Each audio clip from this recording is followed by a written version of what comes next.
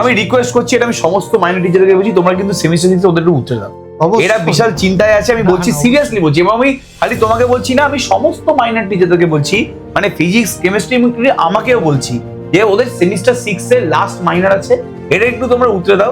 তাহলে মানে সিরিয়াসলি বলছি, ওরা নালে মেজর পেপার নিয়ে এমনিতেই টেনশনে থাকে, ওরা মাইনর পেপার নিয়ে আরো চাপে পড়ে। আমি একই কথা বলছি যে সাবজেক্টটা শুধু এক্সামের জন্য না, সাবজেক্টটা ইজ আ কেরিয়ার পার্সপেক্টিভ বিশাল ইম্পর্টেন্ট আমাদের জন্য। আজকে আমরা ফোনের আমাদের র্যাম হচ্ছে 4 GB, আর তাতে আমি পাবজি খেলছি 8 GB, কিভাবে সম্ভব? তার মানে স্যার কিন্তু এখানে হালকা সেফ খেলে বেরিয়ে চলে গেলেন। স্যার কিন্তু ডাইরেক্ট কিভাবে কিছু বলছেন না, যা বলবে একদম পেইড ব্যাচে বলবে।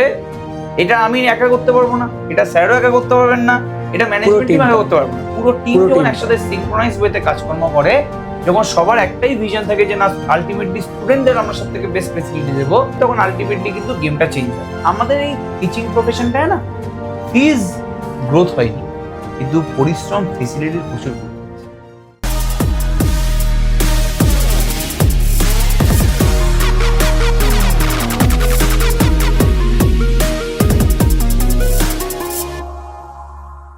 আচ্ছা, সবাইকে ওয়েলকাম টু এসিসি এডু, যেটাকে আগে তোরা অয়ন চক্রবর্তী ক্লাসেস বলে জানতিস, তার নাম চেঞ্জ হয়েছে খালি, তার নাম হচ্ছে ACC edu, Ayan Chakraborty classes education. এবং আমাদের কিন্তু নতুন অ্যাপও পাবলিশ হয়ে গেছে। তো প্লে স্টোরে গিয়ে এসিসি এডু এই নামেরই অ্যাপটা তোরা ইনস্টল করে নিস এবং ম্যানেজমেন্টের সাথে কন্ট্যাক্ট করে নিস, যারা যারা অ্যাডমিশন দিতে চাস। তো অ্যাডমিশন নেওয়ার আগে সবাইকে তো বলে দিই যে সবাইকে 6th সেমিস্টারে অসংখ্য ওয়েলকাম, বিকজ 5th সেমিস্টারের এক্সাম তো সবাই মতো শেষ হয়েছে, বা 6th সেমিস্টারের জন্য প্রিপারেশন নেওয়া শুরু করতে হবে। এবং এই সেমিস্টারটা তোদের জন্য স্পেশাল এই কারণেও, কারণ এই সেমিস্টারে লাস্ট তোরা মাইনর পড়বি। এখানে মোটামুটি যারা যারা আছিস তারা জেনারেলি হয়তো ম্যাথামেটিক্স মেজর নিয়ে তোদের জার্নিটা শুরু করেছিলি, তো তোদের মেন পেপারটা কিন্তু হচ্ছে ম্যাথামেটিক্স। বাট তোদের ফার্স্ট সেমিস্টার থেকে 6th সেমিস্টার অব্দি মাইনর পেপারও কিন্তু লেজুর হিসাবে ছিল। সেটা ফিজিক্স হতে পারে, কেমিস্ট্রি হতে পারে, স্ট্যাট হতে পারে, কম্পিটিশন হতে পারে।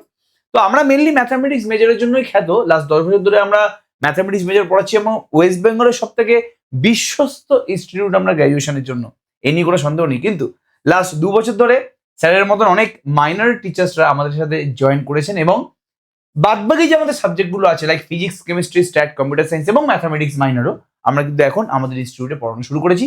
তো বিশ্বজিৎ স্যারকে মোটামুটি সবাই চেনে, যারা যারা গ্র্যাজুয়েশন লাইনে আছে। বিশ্বজিৎ স্যার নিজে কিন্তু কম্পিউটার সায়েন্স মেজর পড়ান, এবং আমাদের ইনস্টিটিউটে স্যার কিন্তু কম্পিউটার সায়েন্স মাইনরটা পড়ান। প্রচুর স্টুডেন্টকে পড়িয়েছেন, মেজরে তো হাজার হাজার স্টুডেন্ট স্যার পড়িয়েছেন, এবং আমাদের মাইনরও কিন্তু 100 স্টুডেন্ট স্যার পড়ান, এই নিয়ে কোনো সন্দেহ নেই। তো স্যার আজকে আমরা মেনলি ভিডিওটা বানাচ্ছি সেমিস্টার 6 এর সিলেবাস ডিসকাশন নিয়ে। তো সেমিস্টার 5 এ যা সিলেবাস ছিল, সেমিস্টার 6 এ তো সেম সিলেবাসই আছে, একদম সেম সিলেবাস। আর আমি সবার আগে জিজ্ঞেস করবো আপনাকে যে আপনি কি ডিফারেন্স দেখছেন আগে যেই পাস পড়া হতো এবং তার সাথে এই ম্যাথামেটিক্স মানে এই কম্পিউটার সায়েন্স মাইনরে? এখন প্রবলেমটা হয়ে গেছে কি, পাস এখন বেসিক্যালি পাস কনসেপ্টই নেই, ঠিক আছে? এখন বেসিক্যালি যেটা ইকুয়ালি মেজরে যে ইম্পর্টেন্সটা দেওয়া হচ্ছে, কারণ আমাদের যে সিলেবাস এই মাইনরে এখন বলবো, এই সেম সিলেবাসই আমাকে মেজরে পড়াতে হয়। একই সাবজেক্ট আমাকে মেজরেরও আছে, ঠিক আছে? কারণ ইম্পর্টেন্ট সাবজেক্টগুলো মাইনরে অ্যাকচুয়ালি প্রবলেমটা হয়ে গেছে কি, আমাদের বেসিক্যালি সব তো অত তো কম্পিউটার সায়েন্সের থাকে না। আগে যেমন কি হতো, কিছু টপিক থাকতো একটা লিমিটেড অ্যামাউন্টের মধ্যে থাকতো, এখন সেই ব্যাপারটা নেই। এখন পুরো ওই ব্যাপারটা হচ্ছে পুরো পাস বলে কিছু নেই, equally minor is important like major. কারণ এটা নাম্বারটা অনেকটা ম্যাটার করছে, যাদের হয়তো মেজরে একটু মার্কস কমে যাচ্ছে, মাইনর দিয়ে নাম্বার তুলে দিচ্ছে। তো এই জিনিসটা, ওই জন্য মাইনরটা এখন সেইভাবে আগের ক্ষেত্রে আমাদের সময় আমরা যখন পড়াশোনা করে এসেছি তখন পাস একটা কি ওই কোনো রকমের পাস করলেই হয়ে যেত। এখন তো সেই ব্যাপারটা নেই, এখন মেজরটা সাথে সাথে ইকুয়ালি ইম্পর্টেন্ট মাইনর। আর সব থেকে মজার ব্যাপার হচ্ছে, বিশেষ করে আমার সাবজেক্টের রেসপেক্টে বলছি, কম্পিউটার সায়েন্সে বিশেষ করে ম্যাথ থেকে তুমি একটা ভালো বলতে পারবে যে ম্যাথ থেকে আরো অনেক এরপর যখন হাই স্টাডিজে যায় তারা অনেকে একটু কম্পিউটার সায়েন্স লাইনে একদম যেতেই হবে। এমসিএ তারা করে, এমসিএ তো মানে হিউজ একটা অ্যামাউন্ট স্টুডেন্ট এমসিএ যায়, ম্যাথ থেকে বহুত স্টুডেন্ট যায়। তো সেই ক্ষেত্রে যে কোর্স সাবজেক্টগুলো যারা হয়তো এর আগে কম্পিউটার সায়েন্স মাইনর ছিল তারা পড়েও এসছে কিছু সাবজেক্ট। তো 5th আর 6th যেটা আমি 5th এর সময় বলেছিলাম, এটাও এখানে 6th এর সময় আমরা এটা মানে মেনশন না করলে নয়, কারণ কম্পিউটার সায়েন্সের যে মেজর 3টে কি 4টে সাবজেক্টকে ধরা হয়, তার মধ্যে 2টো সাবজেক্টই এখানে আমাদের মাইনরে ধরা হয়। বাপ রে বাপ, মানে এমসিএ পড়তে গেলে এগুলো লাগে। হ্যাঁ, এটা মানে প্রথম হাতে করি হবে, এমসিএ স্টার্টিংই হবে এইসব সাবজেক্ট দিয়ে, ডেটা স্ট্রাকচার দিয়ে। তাহলে তো আর কোনো কথা নেই। তার মানে যারা কম্পিউটার সায়েন্স মাইনর পড়ছে তাদের, যারা পরবর্তীকালে এমসিএ পড়তে চায়, তাদের ম্যাথামেটিক্স মেজরের সাথে সাথে কিন্তু কম্পিউটার সায়েন্সের এই পেপারের যে স্যার টপিকগুলো পড়াবেন ওগুলো কিন্তু খুব ভালো করে পড়তে হবে, নাহলে কিন্তু চোখে অন্ধকার দেখবে পুরোপুরি, একদম এই নিয়ে কোনো সন্দেহ নেই। সব থেকে বড় ইম্পর্টেন্ট হচ্ছে শুধু পড়াশোনাটা না, কারণ আজকে পড়াশোনা করছে কেন, চাকরি পাওয়ার জন্য। চাকরিতে গেলে ওই আমাদের কম্পিউটার সায়েন্সের যদি বলা হয় যে ফার্স্ট সাবজেক্ট যেটা হয়তো ইন্টারভিউতে জিজ্ঞেস করা হয় যে কম্পিউটার সায়েন্স পড়ে এসছো মানে এই জিনিসটা জানো, সে যে কোনো মাইনর পড়ে এসছি এমসিএ পড়েছি, এটা কম্পিউটার সায়েন্স পড়ে এসছো মানে এই সাবজেক্ট আমরা জানি, তুমি জেনে এসছো। সেটা ফার্স্ট সাবজেক্ট হচ্ছে যে আমাদের যেটা আমাদের এখন সিলেবাস আছে ডেটা স্ট্রাকচার। ওরে বাপরে, এতটাই ইম্পর্টেন্ট জিনিস, মানে শুধু পরীক্ষার জন্য বা রেজাল্টের জন্য না, for the career perspective data structure যে সাবজেক্টগুলো এখন এই আমাদের বিকল্প এক্সামে নেই। আছে, এটা কোনো মানে আমাদের ক্ষেত্রে তো মানে ইটস এভরিথিং আমাদের Everything. কম্পিউটার সায়েন্সের সাবজেক্টের জন্য। আচ্ছা আমাদের কটা পেপার আছে? দুটো পেপার আছে নিশ্চয়ই? দুটো পেপার আছে আমাদের বেসিক্যালি। তাহলে এটা কি ফার্স্ট পেপার যেটা হ্যাঁ, হচ্ছে মানে ডেটা স্ট্রাকচার আর কি? হ্যাঁ মানে ফার্স্ট পেপার বলতে কি দুটো আলাদা আলাদা সাবজেক্ট আছে, দুটো হ্যাঁ। যেহেতু পেপার আমাদের, হুম। তো আলাদা করে এটা একটা পুরো আলাদা একটা মাইনর, মানে বেসিক্যালি একটা আলাদা সাবজেক্ট, আর একটা আমাদের আছে অপারেটিং সিস্টেম, যেটা Paper পুরোপুরি দুটো আলাদা, আলাদা। দুটো পেপার মানে ডেটা স্ট্রাকচার পেপার 1 আর পেপার 2 বলতে পারি আমি অপারেটিং সিস্টেম। এবার ডেটা স্ট্রাকচারে কি কি আছে একটু ডেটা স্ট্রাকচার আমরা হয়তো কিছু কিছু হয়তো যারা এর আগে তো স্কুলে একটু কম্পিউটার পড়ে এসেছে, হয়তো কিছু কিছু জিনিস হয়তো দেখে মনে হবে এই তো স্কুলের লেভেলে আমরা পড়ে এসেছি, এটা হবে অসুবিধা ও তো সি প্রোগ্রামিং এ তো পড়েছে হ্যাঁ, আমাদের সি কাছে। প্রোগ্রামিং এ তো আছেই, কিন্তু এগুলো। ব্যাপারটা হচ্ছে স্কুলে পড়ে এসছো যা, বা হয়তো আমরা এখানে যেগুলো পড়ছি, ঠিক আছে, মানে স্কুলে হয়তো যারা ডেটা স্ট্রাকচার পড়েছো তারা হয়তো পুরো ডেটা স্ট্রাকচার সাবজেক্টের 5% পড়ে এসছো। একদম। এখানে পুরো জিনিস আমি প্রথমেই স্টার্টিং এ বললাম যে এখানে কোনো মাইনরের সাথে আমাদের মেজরে কিন্তু কোনো ডিফারেন্স নেই যে আমরা মেজর পড়ছি বলে, কারণ একই ভাবে পড়তে হবে। এই সেম পেপার আমি হয়তো আমি আমার মেজর বেসে যেখানে যা পড়াই আমি সেম ভাবে একই জিনিস একই ইম্পর্টেন্স দিয়ে একইভাবে কিন্তু এখানেও সেই প্রতিটা টপিকের ডিটেল লিস্টিং আমাদের কিন্তু কভার করা হবে, ঠিক আছে। তো এখানে আমি আস্তে আস্তে এভাবে অতটা যেরকম মাইনর বলে একটু হালকা হয়ে গেল এরকম ব্যাপারটা না, বিকজ আমি একই কথা বলছি যে সাবজেক্টটা শুধু এক্সামের জন্য না, হুম। সাবজেক্টটা ইজ আ কেরিয়ার পার্সপেক্টিভ বিশাল ইম্পর্টেন্ট আমাদের জন্য, হুম, ঠিক আছে, হুম, প্রচন্ড ইম্পর্টেন্ট। তো আমাকে শিখতে হবে বেসিক্যালি জিনিসটা, মার্কসও পেতে হবে, অ্যাট দ্য সেম টাইমে মেজরকেও গুরুত্ব দিতে হবে, অ্যাট দ্য সেম টাইমে আমাকে এই সাবজেক্টগুলোকেও একটু গ্র্যাপ করতে হবে, ঠিক আছে। আর সব থেকে মজার ব্যাপার হচ্ছে না, এই চ্যাপ্টারগুলো আমি জানি না, আমি সব সাবজেক্টেরই তো একটা অ্যাডভান্টেজ থাকে ডিসঅ্যাডভান্টেজ থাকে, ঠিক আছে, কিন্তু কম্পারেটিভলি আমার যাই হোক, এরা আমার পেপার বলে বলছি না, কম্পারেটিভলি পেপার এই কম্পিউটার সায়েন্সের পেপারগুলো হয় কি খুব স্কোরিং হয়, একদম মানে খুব স্কোরিং মার্কস, স্কোরিং তো এই নিয়ে কোনো স্কোরিং সন্দেহ মার্কস, নেই, মানে প্রচুর স্কোরিং হয়। এফোর্ট কম দিয়ে অনেকটা মার্কস তুলে নেওয়া যায়, তুলে নেওয়া যেখানে হয়তো বাকি সাবজেক্টে হয়তো একটু Effort বেশি লাগে, marks score করে জায়গাটাও অনেকটা ইয়ে। টাইমটা লাগে, এখানে বেসিক্যালি সুবিধা এটাই হয় যে প্রচন্ড স্কোরিং মার্কস করা যায়, মার্কস বিশাল স্কোর হয়, ঠিক আছে। এটা আমার সাবজেক্ট বলে বলছি না, বাট অ্যাকচুয়ালি মেজরের সাথে একদম না, সবাই জানে কম্পিউটার সায়েন্সে মার্কস বেশি হ্যাঁ, স্কোর করে। ইকুয়াল ইম্পর্টেন্স দিয়ে যদি পড়া যায় না, তাহলে সেক্ষেত্রে অনেক কম এফোর্ট দিয়ে অনেক বেশি আমরা বেশি ইম্পর্টেন্স। এবার বোধহয় এই ইন্ট্রোডাকশন টু ডেটা স্ট্রাকচার হ্যাঁ, আমাদের স্টার্টিং। বেসিক্যালি ডেটা স্ট্রাকচার দিয়ে স্টার্ট আছে, বেসিক্যালি যেগুলো আমাদের বেসিক্যালি অ্যারে, ঠিক আছে, এগুলো আমি হয়তো এখন ডিটেল লিস্টিং এ বলে আমাদের কিছু হয়তো যারা কাছে নতুন জিনিস তারা হয়তো কিছু বুঝবে না যতক্ষণ আমি এগুলো স্টার্ট করবো। হ্যাঁ, হয়তো যারা হয়তো স্কুল ফুলে একটু করে এসেছিল তারা হয়তো বুঝতে একটু পারবে। ফ্যামিলিয়ার থাকবে টপিক গুলো সম্বন্ধে, বাট ওই একই কথা বললাম, স্কুলে হয়তো আমরা 5% করেছি, প্রতিটা টপিকের এখানে ডিটেল লিস্টিং আছে। তো আমাদের মেইনলি ডেটা স্ট্রাকচার যা যা হয়, basically linear data structure, non linear data structure, প্রতিটা লিনিয়ার ডেটা স্ট্রাকচার এখানে আমাকে প্রপারলি মেনটেন করা হয়েছে, যেমন লাইক অ্যারে, লিঙ্ক লিস্ট, ঠিক আছে, এখানে বিভিন্ন টাইপস অফ লিঙ্ক লিস্ট আছে। এরপর যেমন আমাদের বেসিক্যালি এর পরের টপিকে যখন আমাদের আছে হচ্ছে স্ট্যাকস আছে, কিউ আছে, ঠিক আছে, রিকারশন ইজ আ রেভলিউশন, আমাদের বেসিক্যালি কম্পিউটার সায়েন্সের ক্ষেত্রে এটা রেভলিউশন, রিকারশন, ঠিক আছে, বিকজ অনেক বিশাল ইম্পর্টেন্ট জিনিস, ঠিক আছে, বিশাল ইম্পর্টেন্ট জিনিস, মানে সত্যি করে বলতে গেলে হয়তো মেজরেরও অনেক ক্ষেত্রে এই জিনিস মানে ক্লিয়ার হয় না জিনিস, এই টপিকটা এতটাই ইম্পর্টেন্ট, ঠিক আছে, মানে এটা ডিপেন্ড করছে অন্যরকম সাবজেক্ট বা খুব নিউ সাবজেক্ট হতে পারে, অনেক নিউ টপিক, কারণ এইগুলো হয়তো যারা স্কুলে হয়তো একটু পড়েছে, স্ট্যাক কিউ হয়তো ফ্যামিলিয়ার হলেও রিকারশন একদমই নতুন জিনিসপত্র। এরপর আমাদের বেসিক্যালি নন লিনিয়ার ডেটা স্ট্রাকচারের মধ্যে আরো কিছু কিছু জিনিসপত্র আছে, যেমন ট্রি, সার্চিং, সর্টিং, হ্যাশিং, যেমন এইগুলো তো হয়তো কেউ শুনবেই না, হ্যাশিং ফ্যাশিং শুনবে না, এটা আমি সার্চিং সর্টিং হয়তো কিছু কেউ শুনতেও পারে, সর্টিং তো আছে, সর্টিং একটু শুনতেই পারে, বাট হ্যাঁ ওই সর্টিং হয়তো যারা হয়তো স্যার পড়িয়েছে, সি প্রোগ্রামিং পড়িয়েছে, তো সেখানে হয়তো কিছু আমরা সর্টিং আমরা হয়তো ওখানে একটা শর্ট পড়েছে, এখানে আমাদের 8খানা 9খানা শর্ট আছে, 8টা 9টা শর্ট আছে, যেখানে আমাদের বেসিক্যালি এবার প্রবলেমটা শুধু শর্ট করলেই হবে না, আমাকে সেটাও এফেক্টিভলি করতে হবে।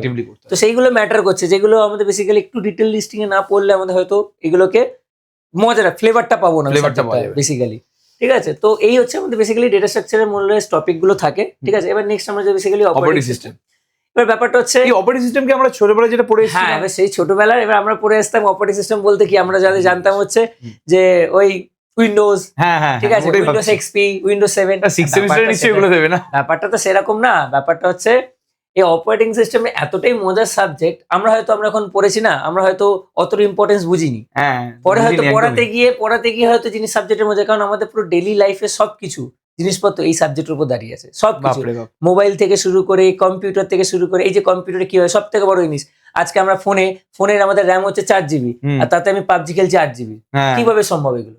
এইগুলো জিনিসপত্র, এগুলো শুধু ওই শুধু জেনেই এসছি যে হ্যাঁ খেলতে হয়, আমি জানি 4 GB, আমি বা র্যাম বাড়াতে হবে একটু। হ্যাঁ 4 GB র্যামে হ্যাং করছে, আমি 6 GB র্যাম ইউজ করবো ফোন, কেন করব? এই সব জিনিসপত্র কিন্তু এই সাবজেক্ট আমাকে বলবে, আচ্ছা। এতটাই ইম্পর্টেন্ট সাবজেক্ট অপারেটিং সিস্টেম। তো বিভিন্ন বিভিন্ন টপিক গুলো আছে এখানে, ঠিক আছে। এটা হয়তো বেসিক্যালি পুরোপুরি নিউই হবে আমাদের ম্যাক্সিমাম লোকেদের, কারণ এটা যারা হয়তো কম্পিউটার ছিল তারাও হয়তো এই সাবজেক্ট অতটা ইম্পর্টেন্স পাইনি দিয়ে বা হয়তো পড়েনি, পড়েনি, পাইনি। তো আমাদের বেসিক্যালি যে সাবজেক্ট গুলো এখানে টপিক গুলো আছে, এগুলো প্রতিটাই সবার জন্য নিউ, পুরো নতুন জিনিস। তো এক এক করে আমরা প্রতিটা টপিকই পড়বো, ঠিক আছে। আর সব থেকে বড় ব্যাপার, এখানে প্রচন্ড লেভেলের বেসিক্যালি ম্যাথ থাকে, ঠিক আছে, যেখানে প্রচন্ড নাম্বার স্কোরিং চলে যায়।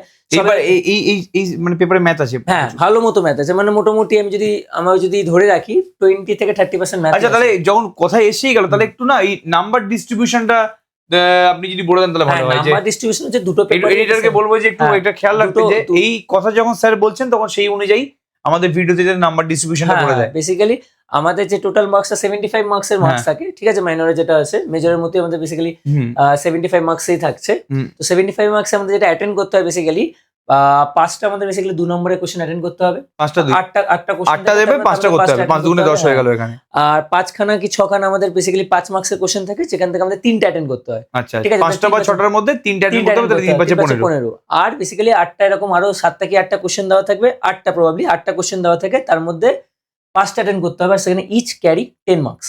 তাহলে 50, 15 আর 10, 15 ছিল কি ওটা নাকি? 3 into 5 15। আচ্ছা, আর 5 into 10 50। না 5 10 তো 50 হয়ে গেল। হ্যাঁ 50 হয়ে গেল। আচ্ছা, এটা কিন্তু 10 মার্কস করে, 10 মার্কস করে, 10 মার্কস করে, each and every question carry 10 marks. এবার সেখানে 5টা কোশ্চেন তোমার 10টা থাকবে। হ্যাঁ, 5টা 10 নম্বরের কোশ্চেন অ্যাটেন্ড করতে হবে, 5টা 3 নম্বরের কোশ্চেন অ্যাটেন্ড করতে হবে, 5টা 2 নম্বরের কোশ্চেন করতে হবে। সরি, 3টে 5 নম্বরের কোশ্চেন আর 5টা 2 নম্বরের কোশ্চেন, টোটাল 75 তাহলে আমি আবার ছোট করে বলে দিই, আমরা একটু হালকা গুলিয়ে ফেলেছিলাম যে প্রথমে 5টা কোশ্চেন 2 নম্বরের, 5 দুগুণে 10, দেন 3টে কোশ্চেন 5 নম্বরের, 3 5 15, 15 10 25 হয়ে গেল, আর লাস্টে 5টা কোশ্চেন 10 নম্বরের, 5 10 50, টোটাল 75 মার্কস। এবার আমাদের কাজ হয়ে গেল, ঠিক আছে। তাহলে এটাই ছিল আমাদের নাম্বার ডিস্ট্রিবিউশনটা দুটো সাবজেক্টের ক্ষেত্রে, দুটো পেপারই তাই। আচ্ছা, আমি যদি একটু জিজ্ঞেস করি স্টুডেন্টদের জন্য বলছি, যে এই আমি যদি অপারেটিং সিস্টেম বলি, এখানে তো অনেকগুলো টাইপ চ্যাপ্টারের নাম ভাগ করে দেওয়া আছে, কোনটা থেকে সব থেকে বেশি কোশ্চেন আসে, এটা কি বলা যাবে কোনোভাবে? কোশ্চেন এবার ব্যাপারটা হচ্ছে এখন একটু সিস্টেমটা চেঞ্জ। আগে আমরা এখন পড়াশোনা করেছি এখন কি হয়, আমরা এখন কারিকুলাম যারা দেখবে প্রতিটা টপিকের রেসপেক্ট আওয়ার দিয়ে দেয়, আমাদের সময় একটা মার্কস ডিস্ট্রিবিউশনও থাকতো। আচ্ছা, এবার ক্যালকাটা ইউনিভার্সিটিতে যারা পড়েছে তারা এটা খুব বড় এটা মিথ আছে না, যে মানে এক্সপেক্ট দ্য আনএক্সপেক্টেড ব্যাপার, ঠিক আছে, এক্সপেক্ট দ্য আনএক্সপেক্টেড ব্যাপার, যে আমরা পড়ে গেলাম এলাম, আমরা তো আমাদের সময় তো খুবই ফেস করেছি এইসব পড়াশোনা এখন করেছি। ব্যাপারটা হচ্ছে যে এখান থেকে না ওরকম ভাবে যে কোর ইউনিট আমি যে বলবো যে এই টপিকটা থেকে 5 মার্কস কোশ্চেন আসবে, এরকম হবে না, এরকম হওয়াটাও যদি বলা যায় যে কোন একটা কোশ্চেন। ব্যাপারটা হচ্ছে যেমন কিছু কিছু আমি বলতে পারি যেগুলো আমরা ডিসকাস করবো ক্লাসে, যে কোশ্চেন থেকে বলেই দেবো যে এই কোশ্চেনটাই আসবে, কোনো মানে খুব যদি কপাল, এগুলো হচ্ছে এত বছর মেজর পড়ানোর এক্সপেরিয়েন্স। হ্যাঁ, মানে এই কোশ্চেনটা মানে আমি এরকমও বলছি, কোশ্চেনটা এরকম যে এরকম না যে ভ্যালু গুলোও সেম আসবে, এরকম হবে। শুধু হয়তো বলতে পারবো যে আমাকে শুধু মানে অ্যান্সার করার আগে থেকে আমি জানবো যে অ্যান্সারটা কি আসতে চলেছে। তো এই ফ্যাক্টর গুলো থাকবে। হ্যাঁ, এবার কিছু কিছু সাবজেক্ট আমাদের ইম্পর্টেন্স থাকবে। এবার আমাদের এত বড় টপিক আছে, এটা it's not a short topic, এটা অনেক বড় টপিক। এবার আমাদের সেই টাইমের স্প্যানের মধ্যে আমাদের প্রপারলি ইকুয়াল ইম্পর্টেন্স দিয়ে আমাকে সাবজেক্ট গুলো করতে হবে। যেমন এই মেমোরি ম্যানেজমেন্ট, ডেডলক, এগুলো বিভৎস ইম্পর্টেন্ট সাবজেক্ট।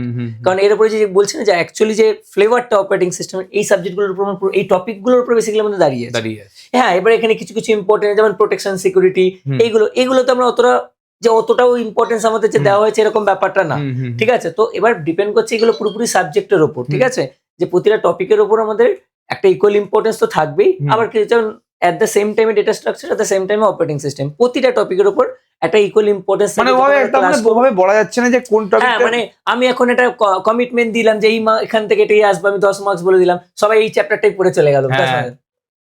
আমি কেন বলছি 10 মার্কসের 10 মার্কসটা 20 মার্কস হতে পারে, 10 মার্কসটা 8 মার্কসও আসতে পারে। তো এটা ভ্যারি করবে। তো আমার মনে হয় না সে, হ্যাঁ অবভিয়াসলি একটা ইম্পর্টেন্স থাকে যে আমার পক্ষে এট দ্য সেম টাইমে মেজরের সাথে তার মানে স্যার কিন্তু এখানে হালকা সেফ খেলে বেরিয়ে চলে গেলেন। স্যার কিন্তু ডাইরেক্ট এভাবে কিছু বলছেন না, যা বলবে একদম পেইড ব্যাচে বলবে। যেই ক্লাসগুলো স্টুডেন্টরা করবে সেই ক্লাসের স্টুডেন্টদেরকে কিন্তু একদম কোশ্চেন তুলে তুলে মনে হচ্ছে বলে দেবে যে এই কোশ্চেনটা আসবে, এই কোশ্চেনটা আসতে চলেছে। যাই হোক, এটা নিয়ে কোনো সন্দেহ নেই। স্যারের কাছে তো প্রচুর স্টুডেন্ট পড়ে, ম্যাথামেটিক্স মেজর পড়াচ্ছেন মোটামুটি 5-6 বছর হয়ে গেল। তো এই নিয়ে কোনো সন্দেহ নেই, এক্সপিরিয়েন্স নিয়ে কোনো প্রবলেম নেই। এবার স্যার ফেসিলিটিতে আছি যে আমরা কি ফেসিলিটি দেওয়ার জন্য এত স্টুডেন্ট আমাদের কাছে পড়ে, এবং শুধুমাত্র মেজর না, 2 বছরে না মাইনরদের ও মাইনর টিচারদের উপর এদের ভরসা অন্য লেভেলের জন্মে গেছে। এটা অদ্ভুত ভাবে আমি দেখছি ব্যাপারটা। মানে এরা আগে শুধুমাত্র আমায় ভরসা করতো হ্যাঁ। মেজর, হঠাৎ করে এদের মাইনরের প্রতি ভরসাটাও কিন্তু প্রচুর জমে গেছে। এবং এর জন্য আমি আপনাদেরকে অসংখ্য ধন্যবাদ দিই, এই ভরসাটা আপনারা জোগাতে পেরেছেন। তো সবার আগে কেন ফেসিলিটি, কেন মানে ভরসাটা করে আর কি, যে recorded lectures of every online and offline classes. দেখ এটা সমস্ত জায়গা দিয়ে করে, এটা আমি আলাদা করে বলছি না। যারা যারা অ্যাপে পড়ায়, যারা যারা যাদের যেসব ইনস্টিটিউটে অ্যাপ আছে, তাহলে সেই ইনস্টিটিউটে কিন্তু recorded lectures of online and offline class সবসময় অ্যাভেলেবেল থাকে। এবং আমরা শুধুমাত্র লেকচার দিয়ে দিই না, আমরা লেকচারের পরে লেকচারের যে ক্লাস নোট, মানে স্যার ক্লাসে যেই নোটটা পড়িয়েছেন পুরো পিডিএফটা কিন্তু সেই ক্লাস নোটে আমরা দিয়ে দিই। এক্সপিরিয়েন্স মেজরের মাইন্ড যে স্যারের এক্সপিরিয়েন্স নিয়ে কথাবার্তা বললে, যে কোশ্চেন করলে স্যারকে অপমান করা হয়। এত হিউজ এক্সপিরিয়েন্স যারা আছে, একটা কলেজের প্রফেসর উনি, তো সেই জায়গায় দাঁড়িয়ে কিন্তু বহুত এক্সপিরিয়েন্স আছে, এই নিয়ে কোনো সন্দেহ নেই। Weekly online and offline exam এটা আমরা আগের সেমিস্টারে করতে পারিনি ফর দ্য টাইম, কিন্তু আমরা এই সেমিস্টারে ঠিক করেছি যে প্রথম উইক না হলো, মানে উইকলি না হলো, আর অ্যাটলিস্ট আমরা যাতে 2 উইক অন্তর অন্তর এক্সাম সাবজেক্ট ওয়াইজ নিতে পারি। যতটা পড়ানো হয়েছে তার রেসপেক্টে একটা এক্সাম, সেটা অনলাইন হোক সেটা অফলাইন হোক, আমরা কিন্তু নিয়ে নেওয়ার চেষ্টা করবো, ঠিক আছে। Last 15 years major minor question, sir যেহেতু মেজর পড়ায় তো স্যার কাছে মেজরের প্রিভিয়াস ইয়ার কোশ্চেন বোধহয় অ্যাভেলেবেল আছে। লাস্ট 15 বছর না হলো, এটা তো মেজরের জন্য বলছি, মাইনরের জন্য লাস্ট 7-8 বছর করলেও কিন্তু অনেক হিউজ। এবং জেনারেলি মাইনরে কিন্তু প্রিভিয়াস ইয়ার থেকে ঘুরিয়ে পেঁচিয়ে একটু কোশ্চেন আসে, তো প্রিভিয়াস ইয়ার ভালো করে গেলে কিন্তু 60 থেকে 70% পাক্কা। ভুল বললাম ব্যাপারটা? না একদম। আচ্ছা, এবার উইকলি অ্যাসাইনমেন্ট। উইকলি অ্যাসাইনমেন্ট আমাদের এখানে দেওয়া হয়, এই সেমিস্টারেও কিন্তু উইকলি অ্যাসাইনমেন্ট দেওয়া হবে। প্রত্যেক সপ্তাহে আমরা একটা করে অ্যাসাইনমেন্ট দেওয়ার চেষ্টা করব। লাস্ট 5th সেমিস্টারে যেহেতু সব নতুন ছিল আমাদের সাবজেক্টটা, স্টুডেন্টরাও এই সিলেবাস থেকে ভয় পেয়ে গেছে, তো এর মধ্যে অনেক জিনিসপত্রগুলো আমরা লেটে দিয়েছি। বাট যেরকম আমরা ফার্স্ট সেমিস্টার থেকে 4th সেমিস্টার অব্দি দুর্দান্ত ফেসিলিটি দিয়ে এসেছি, আমরা 6th সেমিস্টারে কিন্তু একই জিনিস দিতে চলেছি, এই নিয়ে কোনো সন্দেহ নেই। তাহলে উইকলি অ্যাসাইনমেন্ট কিন্তু উইকলিই আসবে। আগের সেমিস্টারে হয়তো উইকলি দিতে পারিনি, বাট 3-4 উইক পরে একটা অ্যাসাইনমেন্ট দিয়েছি, এই সেমিস্টারে উইকলি আসবে। 25 ডেজ চ্যালেঞ্জ কিন্তু ভেরি ভেরি ইম্পর্টেন্ট। পরীক্ষার 1 মাস আগে টানা 25 দিন ধরে আমরা 4টে করে কোশ্চেন দেবো, মানে ওই 100 থেকে 110টা কোশ্চেন পাবি। এবং সেই কোশ্চেনটা হবে একদম সমস্ত কিছুর খিচুড়ি। স্যার ক্লাসে যা করাবে সেটা, প্রিভিয়াস ইয়ার কোশ্চেন, অ্যাসাইনমেন্টের কোশ্চেন, সমস্ত মিলে একটা খিচুড়ি, সমস্ত ভালো ভালো প্রোটিন দায়ক খাবার দাবারের খিচুড়ি একসাথে নিয়ে তোদের কিন্তু দেওয়া হবে। তো সেটা অবশ্যই তার প্রোটিন বেশি থাকবে। এবং ফাউন্ডেশন ক্লাস কেন বলছি বলতো, ফাউন্ডেশন ক্লাস মানে হচ্ছে এখানে যদি কেউ আমার মতন স্টুডেন্ট হয়, যার কম্পিটিশন যত নলেজ নেই হয়তো, আমি এলাম, তো আমিও যাতে বুঝতে পারি, ওই জন্য একদম বেসিক থেকে একদম ফাউন্ডেশন থেকে কিন্তু স্যার এই জিনিসটা পুরোপুরি মেনটেন করবেন। এই পুরো কম্পিউটার সায়েন্সটা কিন্তু একদম ভিত থেকে শুরু করবে, যে কি কেন হয়েছে, এটা খায় না মাথায় আমাকে, কিভাবে কি হয় কি না হয়, সমস্ত কিছু স্যার ডিসকাস করবে। স্যার আপনি কিছু বলতে চান?